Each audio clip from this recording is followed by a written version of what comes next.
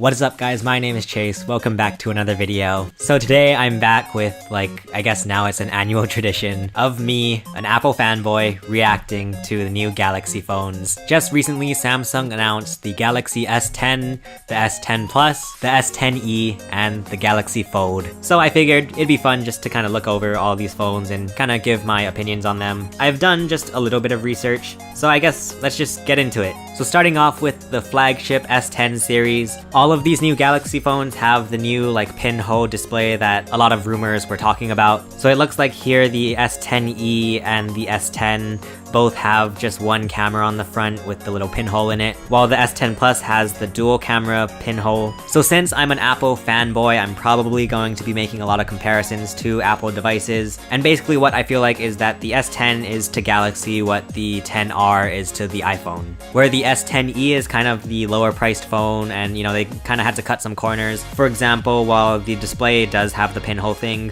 there is still a bezel on it, especially when you compare it to the regular S10 and the S10 Plus. Speaking of the S10e, it also has the dual camera setup, while the S10 and the S10 Plus have the triple camera setup. I guess since we're talking about cameras, I want to kind of talk about the triple camera setup because it's something that I still to this day don't really understand too much. But from what I understand, there is just, the regular plain old lens, there's the telephoto lens, which has, kind of become the norm for most smartphones. And then the third new lens is an ultra wide angle lens, which is interesting because when the rumors started going about, all these new phones having triple cameras and whatever, my brain actually went the opposite way, where we would have had a regular lens, a telephoto, and then a double telephoto lens or something, I mean, I'm not saying it's a bad thing, I just think it's interesting. I mean, just from watching the ads, granted, real life use might not live up to the ads, but what I will say is that the videos and the photos that they showed in the Galaxy S10 ads are very impressive, and I was very impressed with the quality and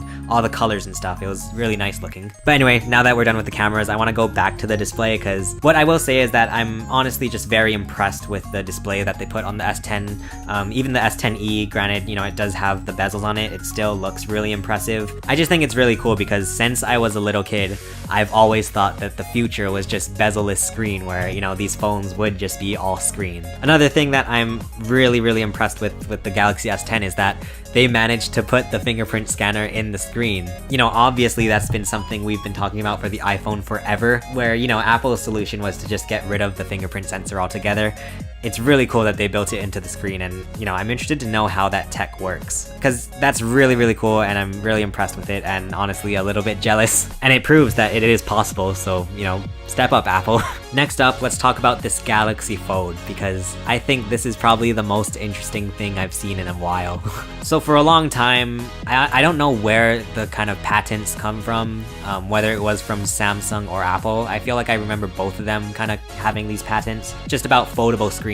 It looks like Samsung is kind of the first up to the plate with the Galaxy Fold. And so here's the thing about the Galaxy Fold. I think it's really cool, and to be honest, there's a part of me that honestly wants to try one out, but at the same time, I don't know, I think it's still not really ready yet. The tech is just really cool, and it's so amazing that we have, foldable screens now. I don't know, I feel like it'll be really kind of tacky. So essentially what you do is, it's this giant, basically tablet almost. So it's a 7.3 inch display, which I mean basically is about the size of an iPad mini. And so here's where it gets kind of iffy for me. Basically when you fold it, of course there's also a screen basically to act as the front of the phone, I guess. The thing is, I feel like it's going to be a real hassle to, every time you want to use your phone to actually take it out, unfold it, and then, you can start using it or whatever. And the screen on the front of the device is, I don't know, it looks really small. It looks really limited in what you can actually use it for. Maybe it's something you have to actually see in person, but in any case, it's still a really cool concept, I think. I'm interested to see what people think about it in regular use. I feel like it's gonna be for people who need that kind of almost tablet experience in a phone. To be honest, I almost feel like this isn't made for the regular consumer. But that's just me,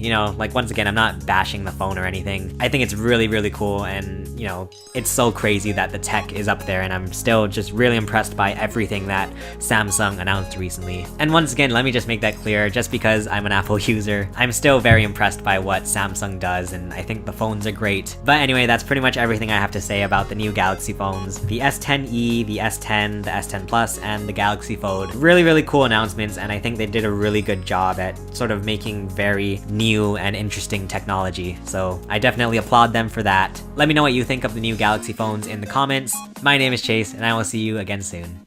Bye.